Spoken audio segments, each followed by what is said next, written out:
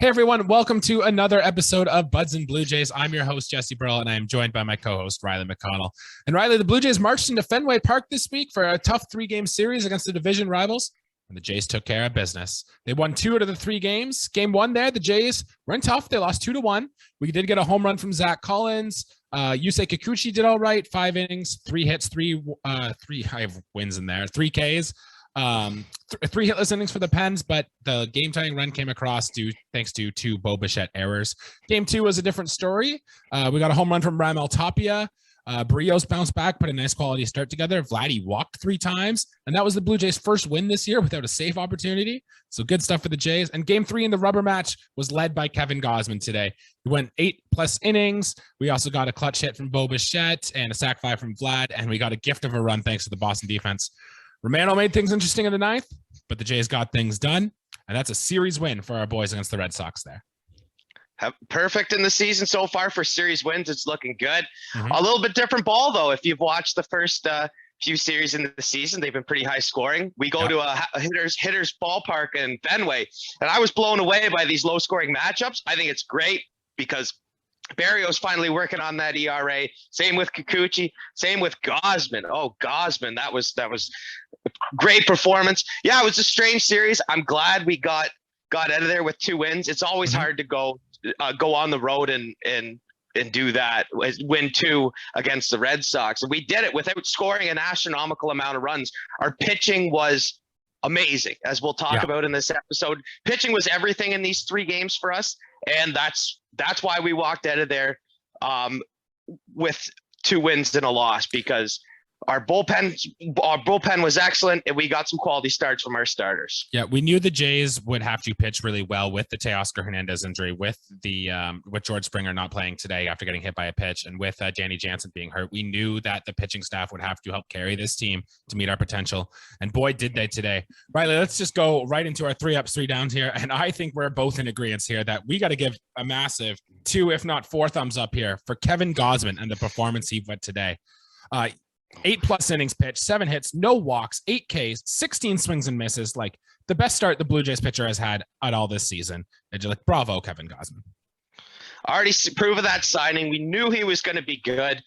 We didn't know what kind of version we were getting. We talking first half last year, second half last year. Right. Well, we've got a little mix of both going on right now. But whenever early in the season, when you get a performance like that, that's got to make the manager feel good. That's got to make the team feel good. And that's got to make Kevin Gausman feel good, because that was a great performance. And, what'd you say? 8 strikeouts per inning. Yep. So that's right along there. I love that number. When you get a strikeout in an inning, that's great. Limiting your hits and the walks too.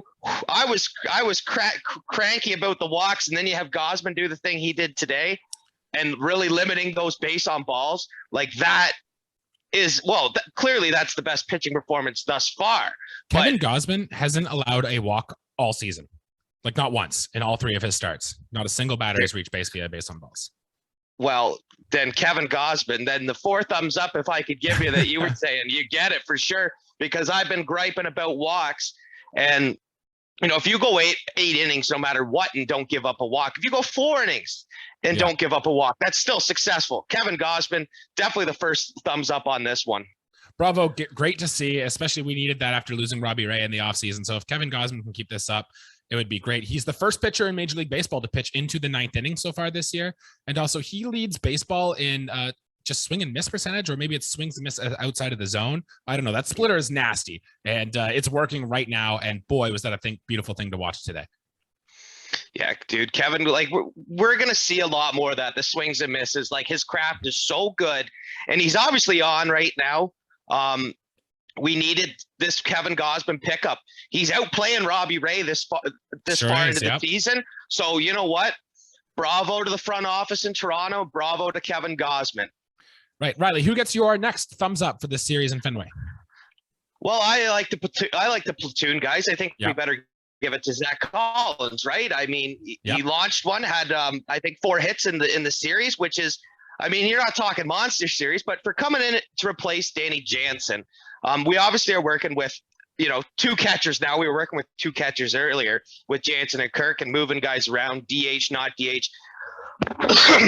We had Collins both catch and DH. Yep. So it's important. That's very versatile.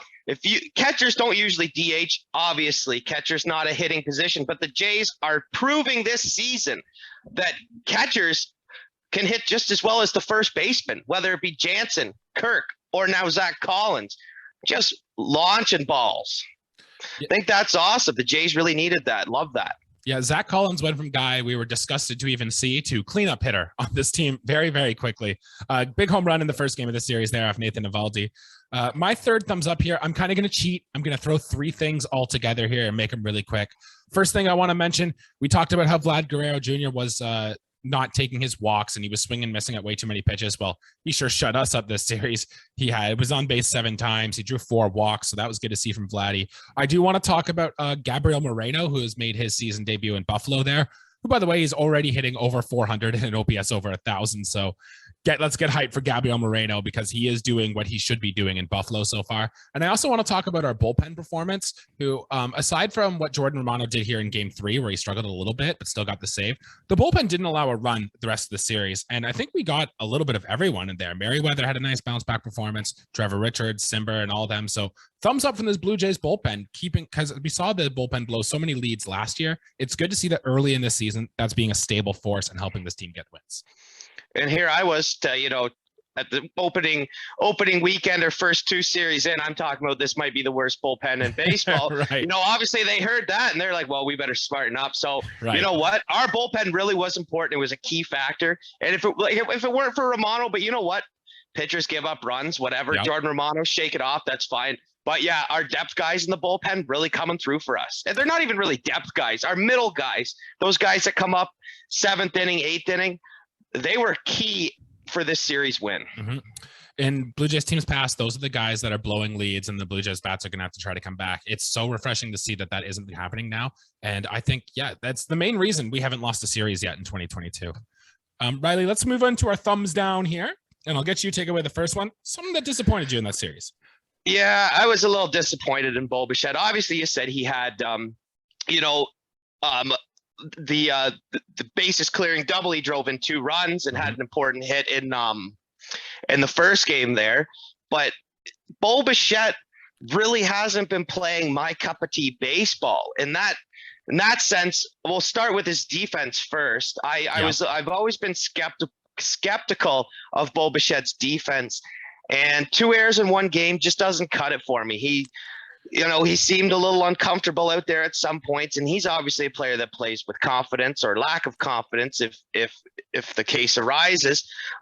He hits well, but when you hit well, there's a lot more to having a plate appearance than just always hitting the ball. He hasn't walked in 54 plate appearances, right.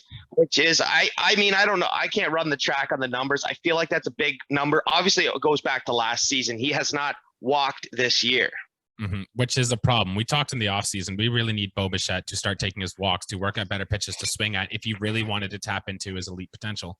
Now, let's not get carried away. It is still early in the season. We're only 4 series into the year. I still think we're 13 games in. Yeah. I still think Bichette is going to finish with the numbers, at least somewhat similar to what he thought we would get. But going back to his defense there, yeah, the throwing error is magnified because it allowed the base runner who ultimately got on base and ultimately scored for us to lose that game. And we've seen this happen from Bichette in the past. I don't know if you remember the 2020 little 2-game playoff series we played in Tropicana Field. Bichette had throwing errors there too. We talked about how Matt Chapman coming is going to help his range, but it hasn't helped with the throwing. And let's not forget, though, in that first game, Bichette did make an awesome play, running to his right, throwing it right on the dime to get it out. So, yes, he can struggle at times, but he can also make the amazing plays. So, I don't know. It's going to have to be something we're going to have to really watch for. The Jays do seem committed to keeping Bichette at shortstop when all the talks about, like when they acquired Marcus Semien, for example, like you're playing second base, shortstop belongs to Bichette, and the same thing with like Jose Ramirez or any other target they tried to acquire in the offseason. So Blue Jays are going to run with Bo at shortstop. Let's hope it can get better. That's their plan, man. I feel like that's always been their plan. What's better than having a franchise shortstop, obviously, right? You want his defense to get better. You hope his defense gets better. And I'm sure it will. Like, obviously it's 1 series, and it's not for his hitting. The thumbs down isn't for his hitting. It's for the couple errors. It's for the the plate appearances not walking. But other than that, well, Bichette was fine, right? It's not a huge thumbs down. It's more or less, I'm not mad. I'm just disappointed. All right. Speaking of disappointed, I'm a little disappointed in Charlie Montoyo here today too. Kevin Gausman was cruising today. He was at 88 pitches. He went into the 9th inning and he pulled him. Now, I get it. He wasn't throwing a no-hitter or anything, but man, you really wanted to see Kevin Gausman go out there and try for that complete game. And I'm a little upset that Montoyo took him out. Yeah, I mean, we have different takes on this. I feel if the game was 5-0, it's easier to keep him in. We're playing the Red Sox in a hitter's friendly park. Anyone can pop off. Gausman walks a guy, gives up a hit, and all of a sudden, the situation goes from we're scoreless and Gausman's going to give a complete game shutout to oh crap, there's 2 runners in scoring position. I mean, we all want to see guys go complete game. If someone could go the distance, that's great. But we're early in the year. We're playing conservative ball right now. I don't have a problem with that. If it was 5-0 and he yanked him, I'd gripe a little bit at it. But a 3-run lead, yeah, it's disappointed.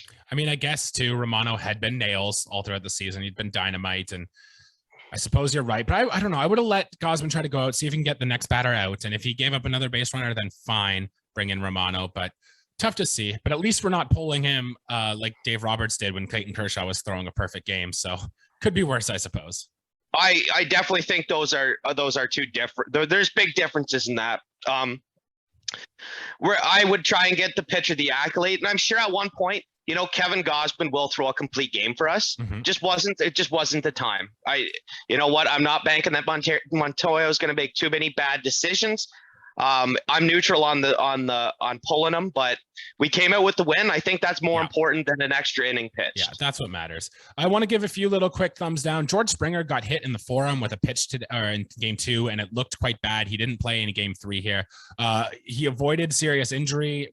X-rays came back negative, and it seems like it could have been very bad for George Springer, but we got kind of lucky there. So, and that'll be all right there. I do want to touch on Jose Berrios to start too. He did get finally a quality start. It looked like he got back on track, but he gave up 11 hard hit balls in this start here.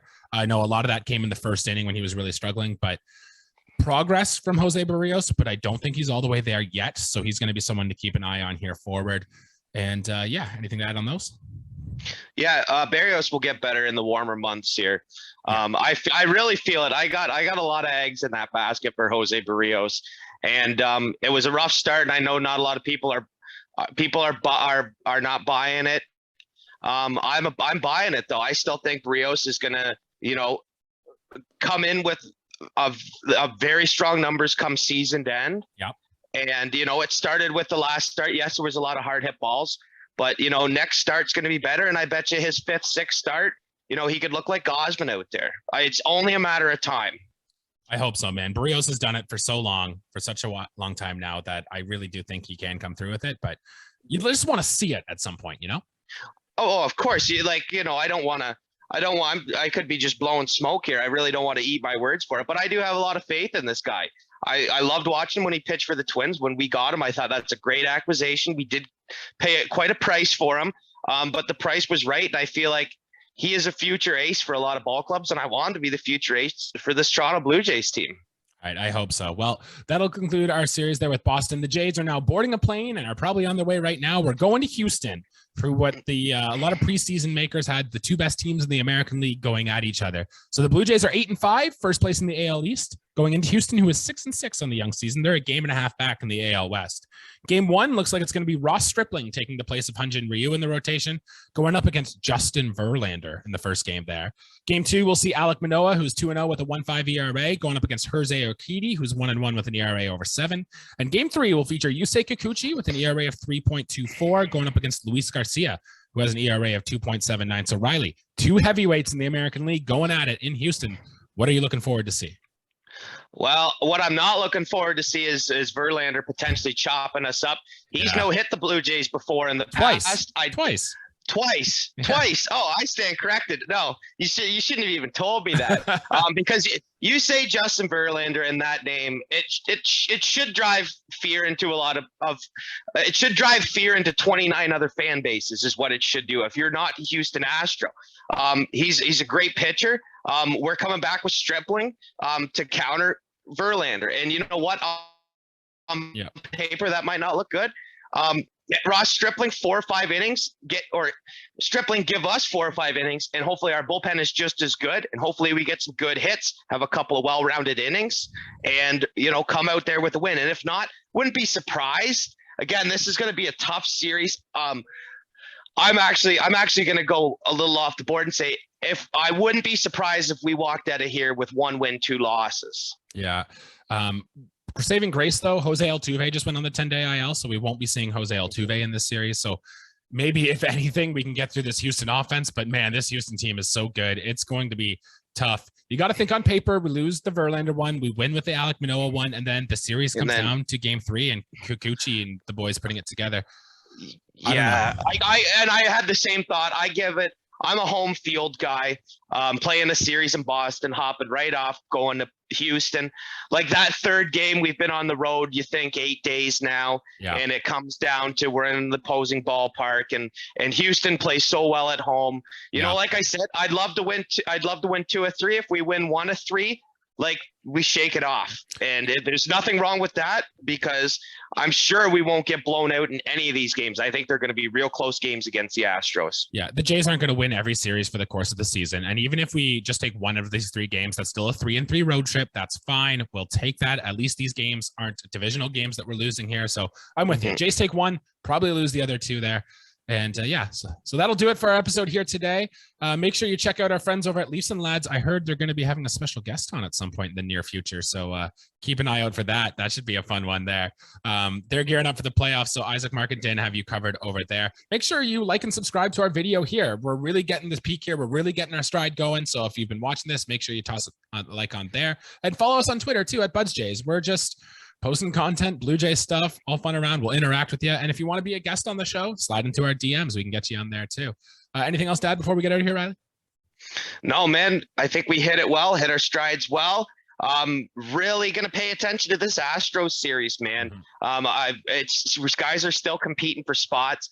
I don't know if we'll see the same deal of power from Collins and Tapia. I hope our big guns step up. I think that's needed in this series. Our big bats need to step up. Bichette hitting some into the Crawford boxes. We're calling it already. I would like that. I think that Houston planned that out. I mean, I feel like they made that for little Altuve. Oh, probably. Just like a T-ball diamond for little Jose. I just put him in my pocket and walk away with him. Just kind of want to hold him and pet him. Hey, he's made a hell of a career doing it. So I can't bash Altuve. Like size-wise, he's a better hitter than I am, and I'm half a foot taller than him. Yeah, can't bash Jose Altuve. I just think it's funny, that ballpark with that porch. Yep. Well, that's it for us today. Let's go Blue Jays. Thanks, guys.